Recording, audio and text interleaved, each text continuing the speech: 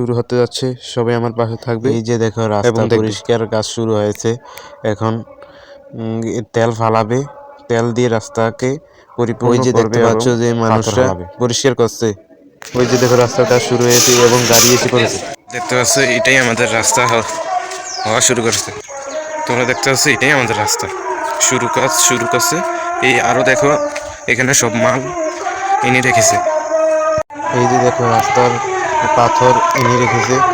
এখন এখান থেকে তেল নিয়ে যাচ্ছে, ওই তেল গরম করতেছে। তেল দেখতে পাচ্ছ অনেক পাথর, এখন ট্রাক দিয়ে নিয়ে রাস্তায় ছিটিয়ে দিবে। এতটুকু আজকে এতটুকু বলো।